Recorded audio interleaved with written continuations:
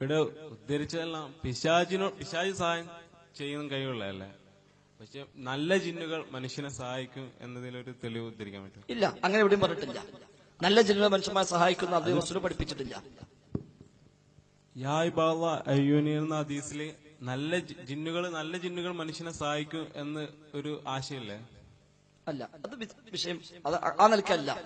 അതായത് ശൈത്വാൻ എന്ന് പറഞ്ഞാൽ ജിന്നിൽപ്പെട്ട സാധനം തന്നെയാണ്. പ്രകൃതം ജിന്നുകൾക്കെല്ലാം ഒന്നാകുമല്ലോ. കാഫിറായ ഇൻസും മുസ്ലിമായ ഇൻസും, കാഫിറായ മനുഷ്യരും മുസ്ലിമായ മനുഷ്യരും പ്രകൃതത്തിൽ എന്താണ്? ഒന്നാണ്.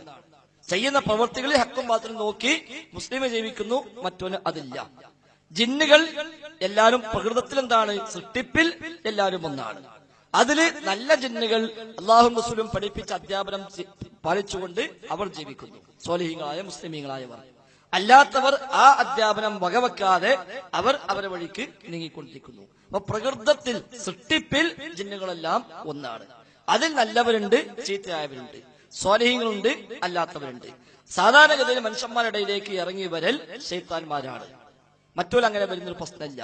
കാരണം അവർക്ക് അല്ലാഹു റസൂലും പഠിപ്പിച്ച നിയമങ്ങൾ പാലിച്ചുകൊണ്ട് അവരുടേതായ ലോകത്ത് അവർ ഇബാദത്തും കാര്യങ്ങളും ചെയ്ത് അവർ സ്വർഗം കിട്ടാൻ ആവശ്യമായ പണികളിൽ അവർ ഏർപ്പെട്ട് ജീവിക്കുന്നു.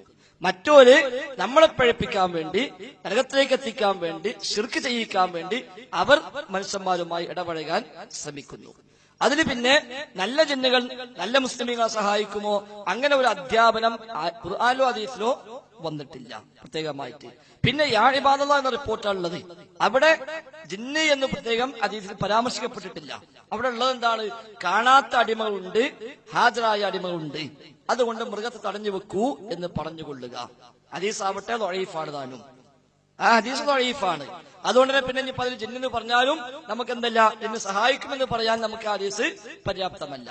പിന്നെ എന്തുകൊണ്ട് ഇവിടെ ജിന്നിന് ചർച്ച അതിൽ വന്നു വെച്ചാല് ഇത് ഔലിയാക്കന്മാരാണ് ഉദ്ദേശം എന്ന് പറഞ്ഞപ്പോൾ ഔലിയാക്കന്മാർ ഇതാരും ആവൂല, ആണെങ്കിൽ പല ജിന്നോ മലക്കളോ ആകാനേ വകുപ്പുള്ളൂ എന്ന് പറഞ്ഞു എന്നേ ഉള്ളൂ. അല്ല ജിന്ന് സഹായിക്കും എന്ന ഹദീസിൽ എവിടെയും പറഞ്ഞിട്ടില്ല, അങ്ങനത്തെ അധ്യാപനം വന്നിട്ടില്ല. ഹദീസ് ആവട്ടെ ദുർബലവുമാണ്.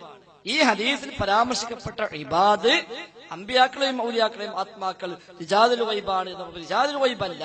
അങ്ങനെ ഉണ്ടെങ്കിൽ തന്നെ വല്ല ജിന്നുകളോ വല്ല മലക്കളോ ഒക്കെ ആയിരിക്കാം. എന്നാൽ മൂന്നാമത്തെ റിപ്പോർട്ടിൽ മലക്ക് എന്ന് പ്രത്യേകം എടുത്തു പറയുകയും ചെയ്തു. അപ്പൊ അതിന് അത് കിട്ടുന്നല്ലാതെ ജിന്ന് അങ്ങനെ വരുന്നോ ഓല നമ്മളെ സഹായിക്കുന്നോ ഹദീസിൽ പരാമർശങ്ങൾ നമുക്ക് കാണുന്നില്ല എന്നതാണ് വസ്തുത.